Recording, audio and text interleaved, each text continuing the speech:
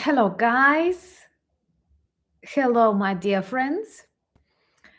I am so happy to be with you today from my hometown, Lutsk. Merry Christmas to those who celebrate. Please let me know if you can hear me, if you can see me well, and if everything goes okay.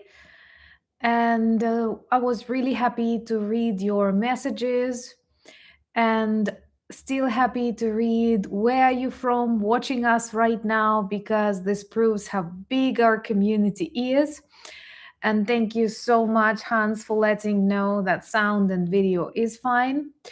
Also, I'm sorry if something may go wrong with internet or anything else. You remember that I'm in Ukraine. Ukraine is constantly targeted by Russian drones and missiles, which influences our energy infrastructure and thus our internet. So if I will have some problems, most likely this is not my internet company to blame, but the Kremlin.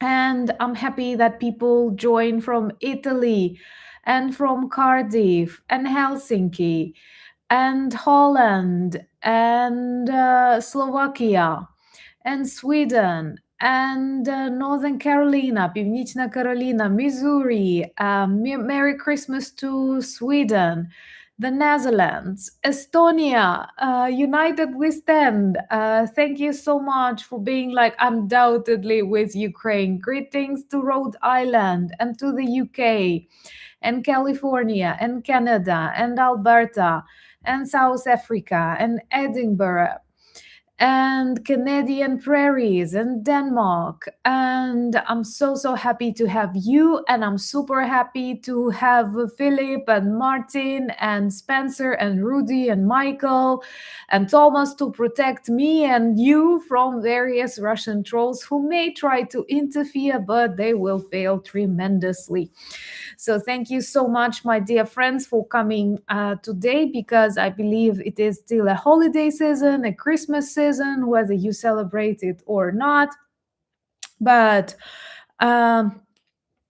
it is an extremely good time that we can spend with our loved ones, with our family. Thank you so much, Richard, for becoming a sponsor. And Merry Christmas once again to those who celebrate. And thank you so much for finding this time to spend together. And I will be very happy to answer some of your questions, because I believe we don't have enough of this question answer formats and conversations.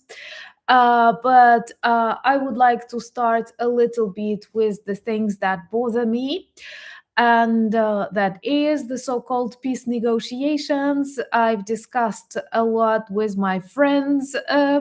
Sorry, guys, I mean our chat, because, well, I realized that maybe I was a little bit emotional, but I'm sure you will forgive a Ukrainian, because 2025 was, of course, a year of tremendous Russian failures, and we exposed their weaknesses, we undermined their economy, we demonstrated that they literally cannot protect the sites that are vital for the survival of their war economy.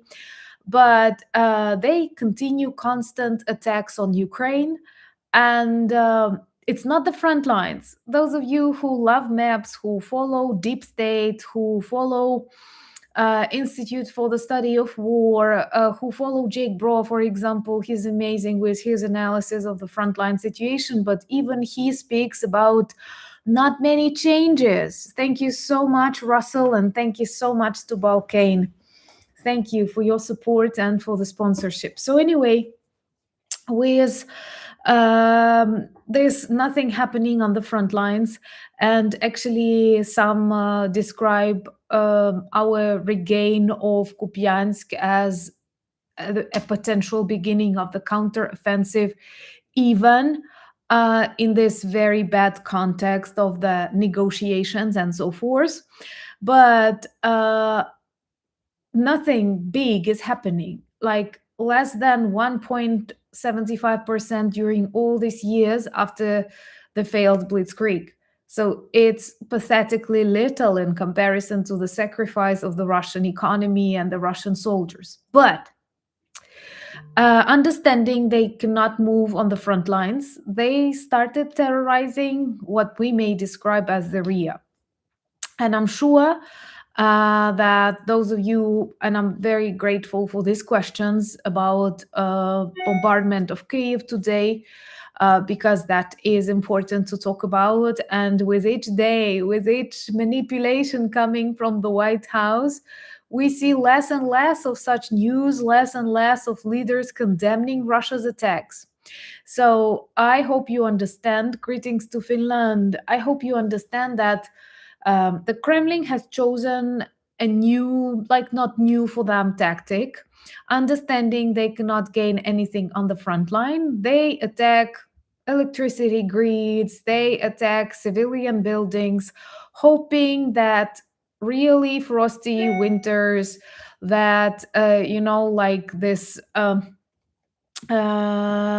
electricity, darkness on the streets will demotivate people and push Zelensky to surrender. It doesn't work like that with us in Ukraine, but that's Putin's strategy. So if you keep asking yourself, why does he, not actually he, but millions who support him and thousands in the Russian army, why do they keep targeting Ukrainian civilian infrastructure?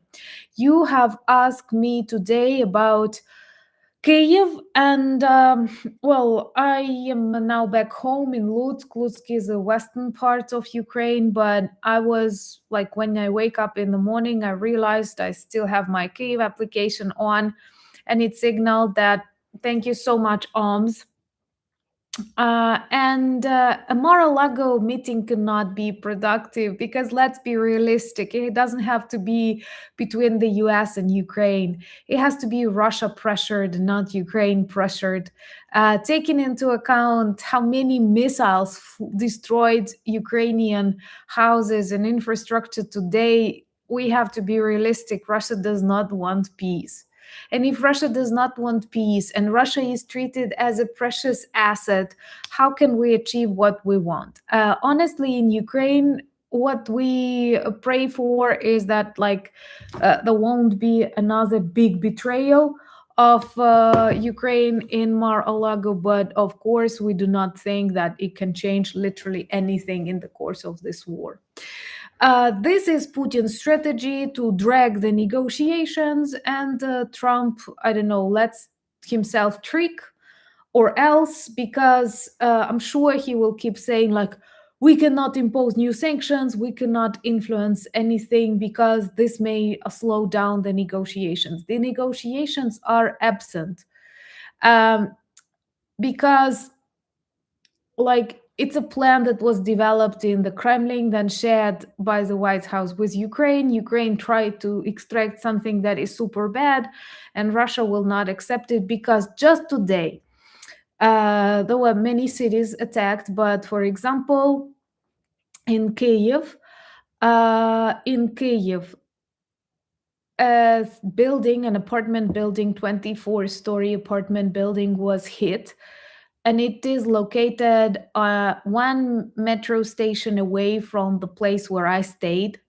So it's very close. And when I traveled, like, to the place where I lived in Kyiv, I had to pass by, and I'm sure I saw these buildings. These are apartment buildings, and you may see videos. You may follow me on X. I share more of such videos, like YouTube does not want it. And it happens like every 2 or 3 days. And I'm surprised with this shift in the way media speaks about it, how quickly they are manipulated and they stopped reporting. I can't say that we received, like, all the necessary reaction back, like in 2024, but at least this reaction was adequate. People, political leaders were, like, condemning Russia, speaking about their war crimes, sharing photos, and now it's like nothing happened. And I might have like overloaded my moderators who are also my friends, so they have to to suffer for that. But with the Ukrainian emotions, but just imagine how we feel when o- the attack on Ukraine lasts like literally 16 hours at least in Kiev, with reactive drones flying into apartment buildings, people killed. Thank you so much, Rudy, for your support. Lots of devastating photos of very elderly people losing their apartment buildings. They survived the bombing, but they lost their flat. Just imagine what is it to lose your flat when you're just like 85 or something. It's not the time to start a new life, especially knowing the conditions in which you've lost your money, your belongings, your everything. And it's everywhere in Ukraine. And here you read people saying, well, the negotiations have really good progress. That is such a level of hypocrisy. Is that the right word to say?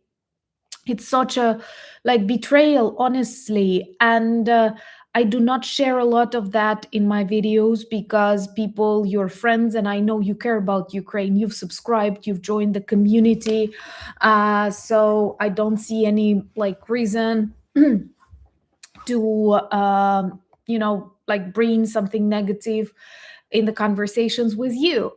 But for a second, just imagine like you spent all your night in a shelter, you've seen people killed, you read this information about literally parts of the body being found in the houses that just a night ago seemed totally safe, and we're talking about the peace process.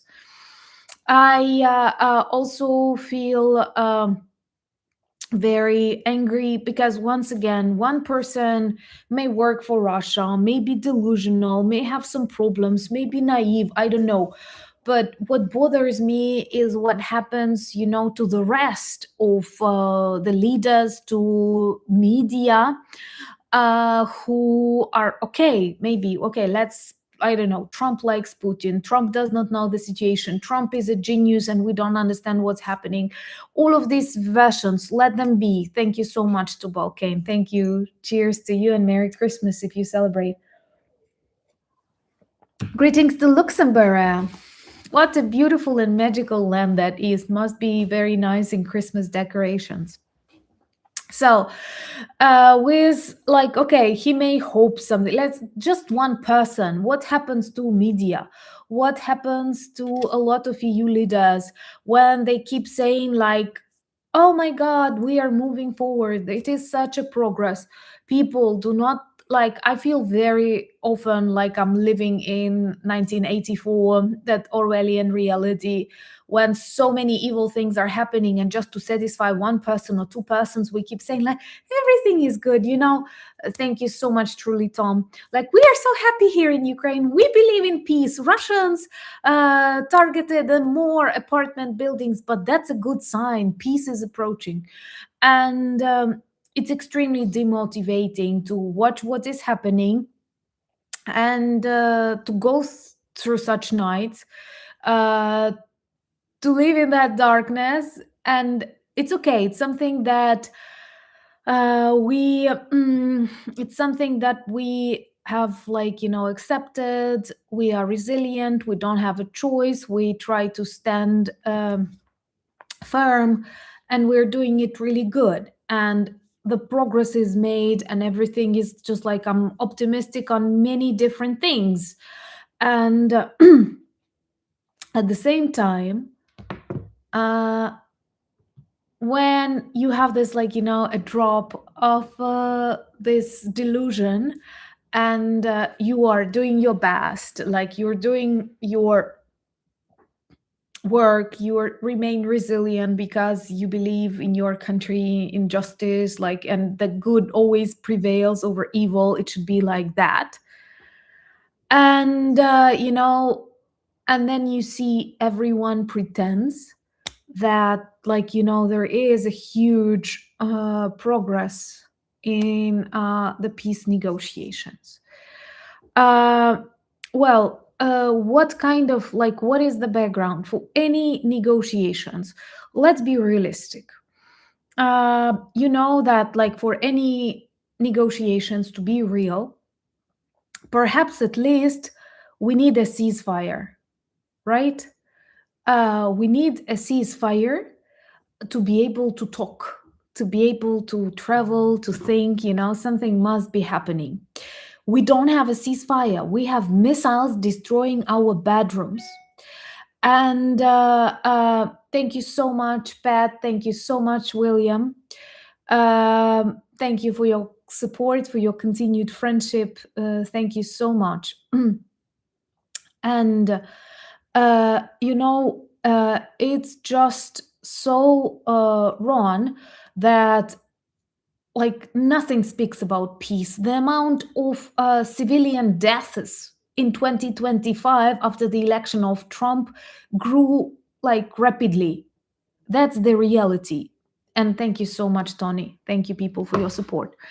And it's so like, once again, one thing is to try and live through all this horror created by the Russian missiles, the Russian army. We've adapted. But another horror is to try, and pretend, and to see how quickly all the others begin to pretend. How quickly, I'm sorry, how quickly, like, everything is developing, and everyone pretends that everything is fine. Just like we had another big attack. I will sneeze. I'm saying the truth, guys. I'm sorry. And we have, like, all the signs that in 2026 Russia wants to spend 40% of their federal budget on war. They increase VAT because they have no money, and they openly speak about that. They continue cooperating with North Korea. They strengthen their relations with Iran. What makes you believe?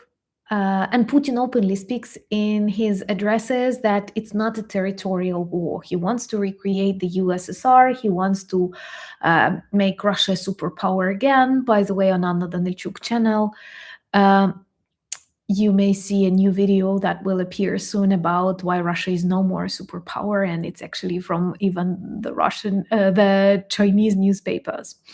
But no, honestly, if the world keeps appeasing Putin, if he receives praises with Ukrainian territories and we are betreated, and Trump continues to break all the ties and connections that the US had with Europe and NATO, what are your predictions? Okay, we always speak about something positive. Remember to like, because I do believe that, like, everything will remain as it is, because once again, for us, it's about survival. So you may be sure that Ukrainians will fight fiercely and will do everything that we can. But just for a second, when you think that, like, we may fail, Ukraine may be pushed to, I don't know, accept some negative agreements, and the European Union pretends that nothing is happening, the US continues to isolate itself, and not just isolate, but actually quarrel with former friends, the strength of NATO is undermined. What are your predictions then? What do you think may happen? That's a question I would be happy to read. Yes, I think Russia is able to continue war if China keeps supporting it. And plus, you have to look, Essa, that now Trump wants to lift sanctions, and some sanctions, even from Russian military companies and lots of Belarus companies, have already been silently lifted. So I'm sure that in 2026, more sanctions can be lifted from Russia, which will help their economy to a certain period. Well, EU has just approved 90 billion of support for Ukraine. That's amazing. But EU demonstrated fear to take frozen Russian assets. And Russia saw that. They were threatening the Belgian prime minister or something. But come on, your personal threats cannot influence the decisions. If you are afraid of some personal threats, step down, let someone else take your place, because like we are threatening every day in Ukraine with Russian missiles. Thank you so much, Aldan, and Merry Christmas. Thank you. So someone says World War III, to some extent it already happens, because the missiles that fly over our heads in Ukraine are from North Korea. Russia will come back. Discount your enemy. Well, we have no doubt that Russia will come back if it is given new territories and time for a pause. Okay, what else? Ukraine and America need to obituaries. EU didn't do that. One country said no, but one country said no, and in general, it's the EU decision. That's like the blessing and the problem of this joint decisions. I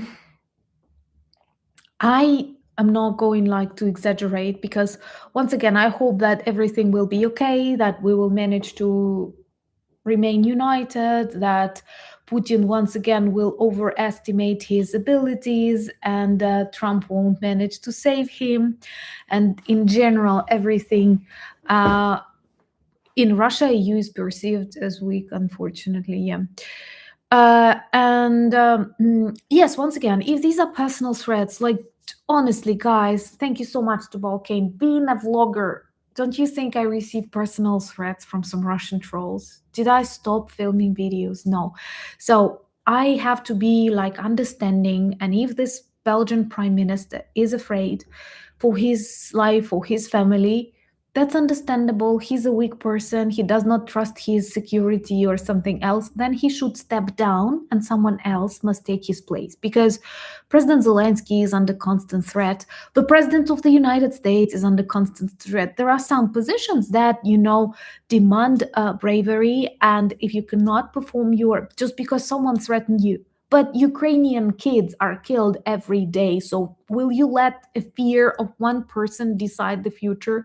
That's absurd, and that feels really like very negative. I'm sure that EU will not commit troops to assist Ukraine.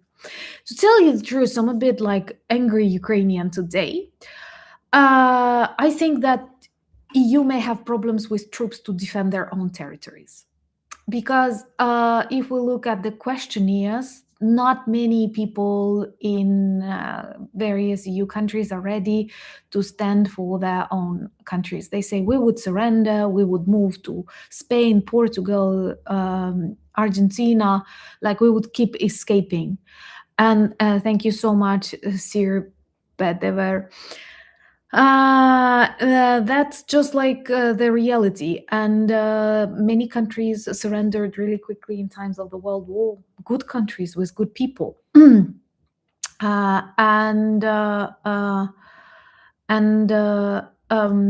I believe that the EU may understand this, and one of the reasons that make me feel a little bit more confident and more comfortable is that EU needs Ukrainian army. EU needs Ukrainian army. I think they understand it because with lots of Trump's comments, I think, like, honestly, if you want to know the truth, we do want to join NATO. We believe we deserve to join NATO. But here in Ukraine, we are not sure that Article 5 will be activated, if that's the right word to say, that Article 5 will be activated even after, for example, Latvia is attacked. I am not sure. I am not a fan of Harry Kasparov and like Russian opposition. I think they are not active enough, but I did love his speech about NATO when he said, just imagine like Russians taking over Suwalki Gap. Well, what will NATO do? NATO will start conversations, express concerns, will begin deciding what to do. And as a Ukrainian, I can tell you that uh, mm, um, I can tell you that they may say, like, are we ready to risk the nuclear war for the sake of? And you can substitute different countries. So I think that Ukrainian army and Article 5, actually, because right now in Ukraine, when we discuss the future of the negotiations, security guarantees, so to tell you the truth, Article 5, if you read it, it's very, very vaguely written. It's just like no one took it seriously, perhaps in times when it was designed, because it does not oblige, if that's the right word, NATO countries to participate in the war for other NATO members. It allows one NATO country support another country with its troops, like letting in the territory, like not violating laws and rules of that country. But it allows that country, but it does not make other countries stand for. It's just like a question. Would you like to come and join? And the answer will be no. And I fear that a lot of people, like the Belgian prime minister, will say, do we want to risk the nuclear war for the sake of something? And trust me, this weakness, this appeasement, just as in times of the Second World War, it does not solve the problem. It does not stop the dictator. It does not end the aggression. It only invites more and more. It's just like, imagine a thief coming into your flat, stealing something, and you see that, and he knows that you see that. And for the first time, he's afraid, and like he doesn't know what to do, and so on. Uh, uh, and uh, uh, and then that thief comes for the second time and steals something, and for the third time. And if you're not doing anything, he will steal everything, and maybe even steal your flat, because you're not responding, because you're letting him do it. And that's exactly what we observe right now. So and does it lead to a potential third world war? Yes. Yes. And not only in Ukraine. And that's why I believe uh, EU understands that they might need the Ukrainian troops.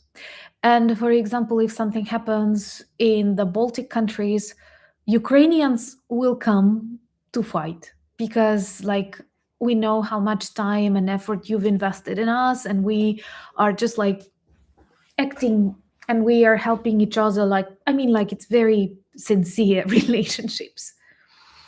But right now, like, this behavior of the United States that were always central for NATO, it's totally unpredictable. It's very chaotic, and it's extremely Iran moment in time.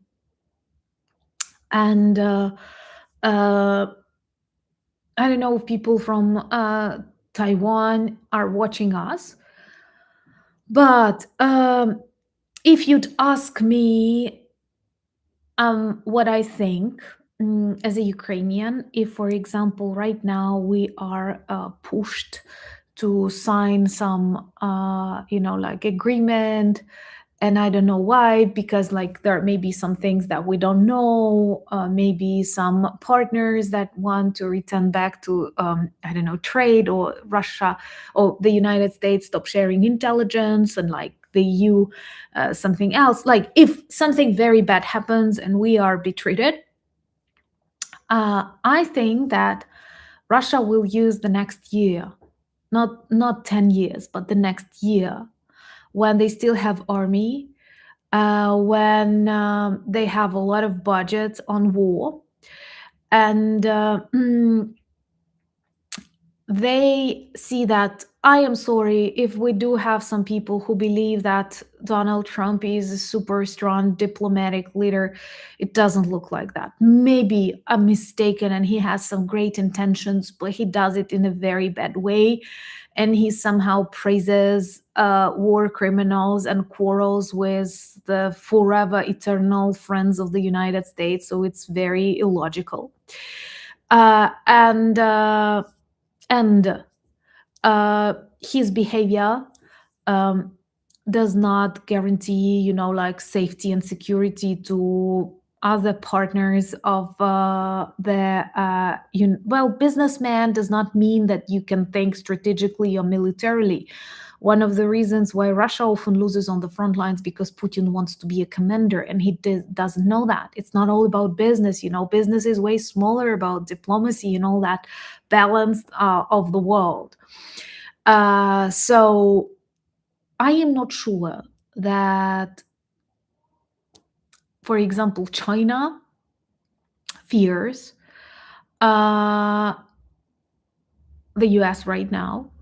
And they know it is a window of opportunities, and they might synchronize with Russia.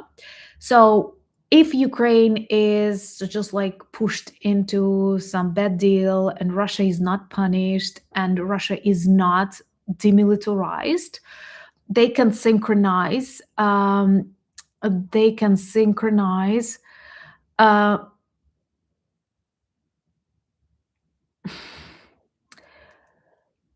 uh, why should Belgium pay back if Russia has committed so many war crimes and killed so many Ukrainian children? Why is that under conversation in general at all? A country that violated all the international laws. Russia knew they've lost these assets, but then Trump and weak people started talking again, looking for a solution to save Russia, and cowards decided to support this idea. So, to tell you the truth, like, it's insane to think that after so many crimes committed, Russia can demand anything. So I think that, once again, if weakness is still demonstrated and the United States keep quarreling with the European countries, Russia and China will do the next move synchronically. That's what we discussed here a lot. Russia will attack something in the Baltics, and China will attack Taiwan, and they will do it together, so that the whole defense structure of the world is lost and doesn't know what to do. Unfortunately, this is what may happen. And greetings to Norway. And all because Russia was allowed to attack Georgia. Thank you so much to Balkan. Thank you. All because Russia was allowed to attack Georgia in 2008. All because Russia has a veto inside NATO. That's absurd, but Russia dictates which countries can join NATO, which cannot.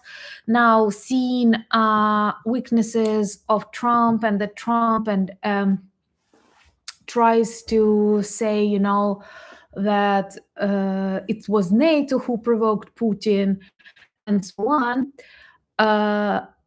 they will start talking about NATO borders as of 1997, because Lavrov began talking about that, about this 1997 borders, which means a lot of countries out of NATO to satisfy Putin, which also means that he has a veto inside NATO, which undermines the sovereignty of the alliance, and it's not good.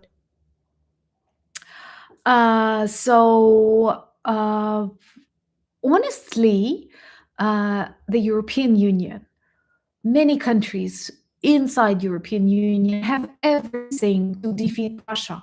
We all know that Russia is way poorer than Italy.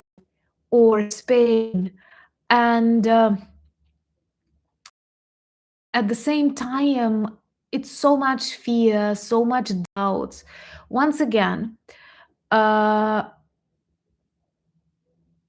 mm, once again, you have to understand that we have to be like categoric, we have to be decisive, like this Belgian prime minister that we've been discussing, and someone is trying to see that Belgium will be the only country that will bear the responsibilities. What responsibilities are you talking about? Putin undermined all international world order. He must be imprisoned. He cannot sue Belgium for something. For what he did, he hijacked a nuclear power plant. He stole thousands of kids. That is a genocide according to the United Nations. What are we playing with? Why can't we name a spade a spade? And if we all agree that he is a war criminal, if we all agree that these are fees for what he did, just a small percentage, then what kind of problems or cases can we talk about? Okay, protect that money and enjoy Russians on your streets. It may seem unrealistic, but the 21st century war is different. And I'm sorry, but you will not have enough missiles to stop drones because that's too expensive. And you don't have drones to stop missiles and drones. And Russia has a lot of them, Russia produces them. And the world does not give Ukraine long range missiles to destroy these production sites because I don't know why. I don't know why. I don't know why the world is afraid that Putin produces a lot of missiles and a lot of drones, and that this can actually threaten other parts of the world. But at the same time, we are not allowed to strike on the Russian territory. Use us. Use us to protect your future. Use us. Like, it's not you, it's us who's doing. We are brave enough. We need that for survival. We are ready to take the responsibility. We are not that afraid because, like, we know what happens when Russia comes. Thank you so much, Michael. Hugs to you. So use this opportunity before it is too late, honestly. And it's such an easy way. So with all these drones and missiles flying the Ukrainian way, and I see people from Romania and I know people from Belgium watching. Once again, I do not equate people of Belgium to the prime minister, whom I do consider weak, who does not look for a solution how to take this money and use them for the defense of, well, I don't know, maybe they won't reach Belgium, maybe they will. But half of Germany was once Russian. And they don't need to occupy the territories with troops. Thank you so much, Rudy. It's enough to send drones, and thank you so much, Mark. And thank you, Sir Bidever. Thank you so much. It's enough to send 100 drones to paralyze all airports in a particular country and to keep paralyzing it. And the country will fear shooting down these Russian drones because of a fear of the escalation. That's how I'm sorry, when I say you, I don't mean you personally, but so many countries, so many military leaders have demonstrated their weakness when they did not shut down Russian missiles, Russian drones, Russian spy aircraft on the territories of your countries. And they allowed to continue. That is a sign that you allow. That is not a sign of wisdom. Because trust me, Russians, when they send these drones, when they know that these drones can cross your borders, can enter in your airspace, they know what they are doing. They know that they can be held accountable. They know that it is normal to shut down these drones if they cross the borders of NATO countries. They know the rule is like that, but they also see you do not use that rule. They see you allow it. You let them steal, you let them fly, you let them paralyze the work of airports. They see they can do it. You express concerns. So be concerned, enjoy concerns. And unfortunately, it's like that, and they use this opportunity. I'm sorry, I have to be more optimistic, but once again, I was very triggered today after this 16-hour attack on Kyiv and people asking me about the potential success of the negotiations. And that's why we only trust in the Ukrainian armed forces. And I'm super grateful that my moderator, during all this time, very persistently kept dropping links to our new NAFO campaign. Thank you so much, Corsino. We have an extremely nice new Christmas collection that Philip and Rudy kept dropping. And it is like very beautiful and very dear to my heart. You can visit the page, even if you just like don't want. To donate, you may have a look, because one of the units that we are gathering a truck for and drones is from my native city. It's Lubert, and it is named after. Named after a very famous duke who ruled here in the 13th, 14th century, and that is quite a popular brigade. And there is a video where they address Anna from Ukraine community. So honestly, I think that these patches are the best. I believe I like them most, and so many friends told me that they love the designs. That's all 69 Sniffing Brigade, that designer. They are limited Christmas edition. Thank you so much, Andrea. Thank you. And they are beautiful, and I read all of your messages that you leave there. And once again, that's the only working peace plan to make the Ukrainian armed forces stronger when the leaders are in fear, in chaos, when so many things are changing. We have to keep correcting the course to the right, and that's what we are doing. So there are two brigades that we are working for, and one of them like is Lubert. So it's just like from my native town. And I felt like when NAFO told me that we have such unit, I was like, oh, yes, sure. So I don't like Zelensky peace plan. I don't think it will work. We all think it's a theater that he has to play to satisfy Trump's desire to get a Nobel Peace Prize. But I hate the fact that like we need to reconfirm Ukrainian sovereignty. Why? Or we discuss the size of the Ukrainian army. Why? We can only discuss the size of the army of the aggressor. So no one likes this peace plan too. It's just what they tried to do out of what was given from the Kremlin and delivered via White House businessmen. You know, people, everything is very crazy because, first of all, why do we have these American businessmen representing Russia in the negotiations? Witkov, Kushner, they are not diplomats. They are not officials in the United States. They literally have no right to do it. Also, why do they keep pushing Russian agenda and pressuring the victim Ukraine to agree on something? When we talk about Russia's concessions, there are none. And then Vance or Rubio will keep repeating Russian propaganda. Thank you so much, Ukigal. They will keep repeating Russian propaganda saying, otherwise Putin would be in Donbass or elsewhere. I'm sorry, he did not manage to get what he wanted during these 4 years. He lost 1 million of his men. Never forget about that. And they constantly forget about that. Cursino, thank you. That's what makes me super angry, because once again, when they speak about Russia's concessions, they say like Russia will not continue its attacks.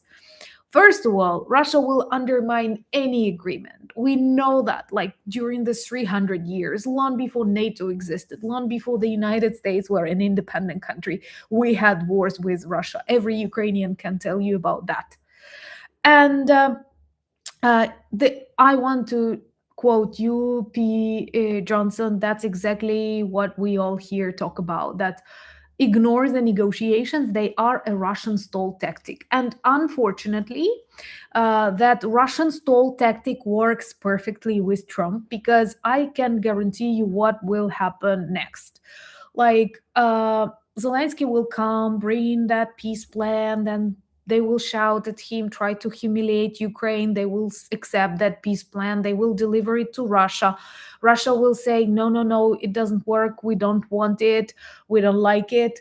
Then they will start redrafting, continue targeting Ukrainian infrastructure, Ukrainian homes, which will definitely deserve more and more economic sanctions on Russia. But Trump will say, no, we cannot impose new sanctions on Russia because this may slow down the already very successful negotiations, which is total lies. So in this kind of broken reality, we have to continue playing, and it's so difficult because you literally have to survive during night, and then during the day you keep pretending that the negotiations are working. So we all know that. And why so many people are talking? Because they keep pushing in the media. And also, people, I'm not using that to advertise the channel. That's the truth. People know very little about Russia and Ukraine. People know very little about the state of the Russian economy, about the state of the Russian army. They know some horror stories that they've learned from their grandparents during the times of the Cold War, and that's it. And that this is a very popular argument that Vance loves using. And he says, the main concession of Russia is that they will not capture all of the Ukraine as they can. Like the Ukraine, it's not the way you have to address an independent country, but it's a Russian tactic. But another absurd thing, if Russia could have all of Ukraine, why didn't it? Why didn't it? Why did they lose 1,200,000 soldiers injured or dead during these 4 years of the failed blitzkrieg, 11 almost 12 years of war in general? Why didn't they capture all of Ukraine if they are so strong? And they don't have an answer. And if you ask such questions, they will say, you don't want a peace, you don't want to negotiate. It's very, very difficult psychologically. Yuki Girl is asking, where can we support NEFO? And I will drop a link myself too, because it's super, super important. And maybe I will pin it if it will allow me to pin on a live stream. Will it? Yeah, maybe. Just have a look. This is the link that you may use, and we have amazing patches. Thank you so much, Peter, for your continued support, friendship, and I love reading messages. I cannot do it right now, but I'm sure. Thank you so much. And I'm preparing to upload a new video on Anna Danilchuk channel. Thank you so much, Ken. Thank you, people. Thank you for your words, for your advice, for the fact that we have our community. This is super important. And I agree that in Northern Europe, people know a lot. In Finland, in the Baltics, in Poland, former Soviet states, I agree. I'm not saying everybody doesn't know, but unfortunately, people like Kushner, people like Witkov, they literally know nothing. Witkov talks about the regions of Ukraine he wants to give to Putin, not being able to find them on a map or to identify their names. They know nothing. They have never been to Ukraine. Thank you so much to Balkan. They just listen to what Putin says, and based on his words, build their decisions, and media repeat that. And Anna is very upset, very emotional. Philip, I will return back to this ordinary Anna regime, and trust me, there are also a lot of good signs, and we all know about them. And once again, I invite you to watch a video on my new Anna Danilchuk channel that I will publish at the end of our stream today. For example, thank you so much, Glenn. Thank you. For example, big Chinese newspapers talk about the territories they will get after the collapse of the Russian Federation, and they didn't talk about that.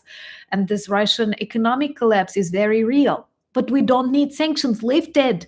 And what we see now is that some of them are secretly lifted already. So you see how shaky everything is. The thing is, indeed, Russia is the poorest ever. Russia is the weakest ever. Now is the time to destroy it, to defeat it, to protect others. And hugs to Poland. Thank you so much. Dziękuję bardzo. uh, I'm like 80 kilometers from Poland. I'm really near. And yeah, thank you so much, Rudy, for reminding that I never invite people to private chats on WhatsApp or Telegram. I never ask you for money. I never invite you for, I don't know, any kind of private conversation.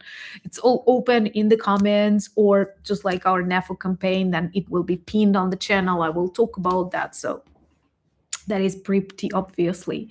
It's therapeutic to listen to you rant. Thank you so much. Diaper change in Florida. I'm sorry, but I had to read that. And yeah, I'm sorry once again for my emotions, but you are this closest circle, people who come and join to our live conversations. The first closest circle, my moderators who suffered a bit today, but thank you, Romania. We feel that. And I think it's important that we share the truth, that we share emotions. And it all made me a little bit angry because, like everyone somehow keeps pretending that everything is okay, and that, like, we are on the brink of peace when Putin keeps targeting literally every Ukrainian home, and people keep saying there is a huge progress. What are you talking about, people? What are you talking about?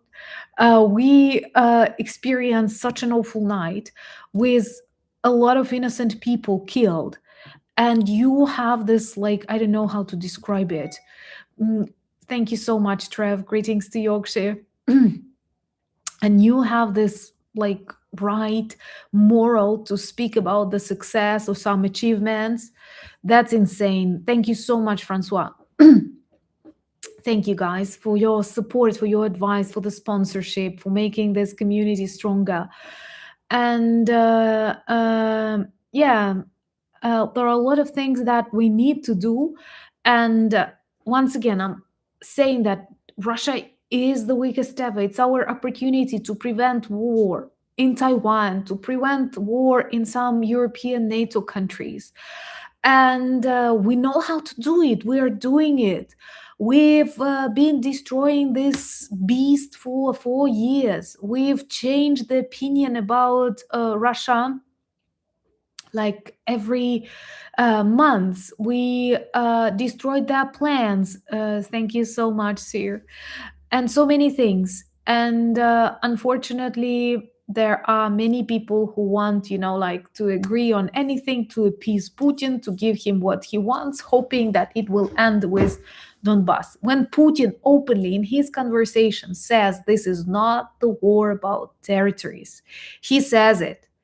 This is not the war about territories. This is Russia's desire to reconstruct the USSR. And the USSR means many other countries of the Eastern Pact are in danger, and they know it. And they support Ukraine, not just because of Ukraine and their kindness, but also because they know it's way better to destroy Russia while still in Ukraine, while still in Russia. Don't let this cancer expand. And one of Putin's big dreams was actually to reconstruct Russia as a superpower. For a very long period of time, they competed with the United States, and Soviet Union always dropped everything they had on that competition, and when they wanted to compete in the space, in the construction of the nuclear bomb, and so on. But they also uh, sacrificed the standards of living. So somehow in the United States, they still kept high quality of life, and an average US family was way richer than the one in the USSR in the 60s, for example, or 70s. Like, families lived together, great grandparents, grandparents, parents, children, everybody in one or two rooms, not enough clothes, not enough food. I know my parents came from that period. It was very poor. So it's incomparably worse. And they still wanted to preserve that competition that they literally could not afford. So honestly, even in the Soviet times, Russia was not a superpower, or maybe an evil superpower. Most of their achievements are because of that violence towards their own people too, because the way they treated Soviet soldiers in the Soviet army tells a lot. And of course, victories over Nazi Germany were important, but they could have been achieved with less violence, less blood, less sacrifice, and other stuff. So like this video, I think we won't get even 1,000, but at least maybe we can get 800 before I will invite you to watch a new video on Anna Danilchuk channel. Putin thinks he is Catherine the Great. And by the way, do you know that Catherine the Great was actually of Prussian, which is like now German origin. She was not Russian, but she was the one to invent the idea of the Russian Empire, and actually renamed one together with Peter the Great. She was like later after him in history, but she was also working hard on this rebranding of the Russian Empire that was pretty unsuccessful. Yeah, we have 810 already. Thank you so much. Every like matters, because once again, people know very little about Ukraine, about the Russian war, about the state of the Russian economy, and they provide their advice. They make their decision based on fake facts that they receive from Russia funded sources. And every like, every share, every subscription helps us become more visible. So, once again, it's not about my channel. I have never thought I will be a YouTuber. Now, I am honest with you, I love it. It's perhaps my major function right now in life, and I greatly enjoy the conversations that we have, and how we support each other, how we share our memories, our opinions. But when you share this information, you help, maybe some other people will share, someone will see, someone will change their opinion, and we never know who that someone will be. That's how social media change a lot. And yes, I do teach, but now teaching occupies the least of my time, with my NGO work going second after my YouTube. But now I do see it as a priority, having an ability to spread more information about my country in very critical times.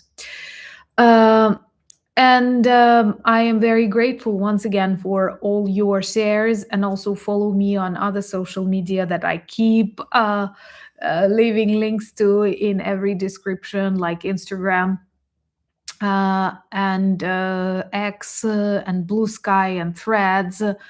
And here again, I want to remind you about the support of our NEFO campaign, and that it is super, super, super precious to me, because perhaps I love dispatches the most, and second, because we support one of the brigades from my native town, Lutsk, and we will get them a truck, and you know how well equipped NEFO trucks are. And also we will, thank you so much, Michael. I hope your donation will be contagious and more people will decide to support this campaign. And also because we're getting drones for them. And I feel it's like it's very, very personal for me, because once again, these are people from my native town. And trust in Ukraine. Let's trust in each other. Believe me, the Ukrainian armed forces know how to defeat the evil. Our task is to influence the politicians, to influence the businessmen who want to change the world order, who know nothing about Ukraine and Russia, who want to appease Putin, hoping that will bring them some billions and trillions, but that won't. Thank you so much, Bruce. Even people like Witkoff or Trump will be tricked by Putin, who is an experienced, seasoned FSB officer, and I'm sure they are laughing at all these efforts to bring lasting peace while Russia bombs Ukrainian cities literally every day.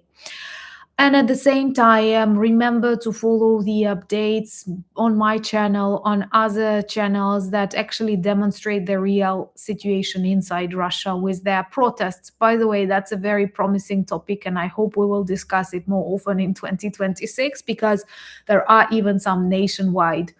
The economy, just let's pray and do everything we can for the White House not to lift sanctions because that's insane. And if the sanctions stay or increase, this will deteriorate the Kremlin really quickly, and that's exactly what we need for lasting peace in Europe and the world, because all these dangers, all these conflicts, they are super, super interconnected. And thank you so much for spending this time with me. And today I want to experiment. Now I will share on my Anna Danilchuk channel. I will make the video I've recorded today public, and I will drop a link to all of you so that you can be the first ones to watch it. And I will be really honored if you leave your comments, and I actually ask one question there. So that is a link to my new video on Anna Danilchuk channel. I invite you to subscribe there, and I consider it's an interesting and important one.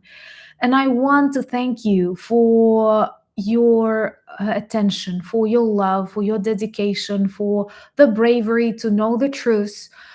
Because once again, so many world leaders escape from the reality, hoping that by sacrificing Ukraine or appeasing Putin, they can protect themselves. No, it doesn't work like that. It only encourages aggressors to continue, and that's exactly what happened in the 30s.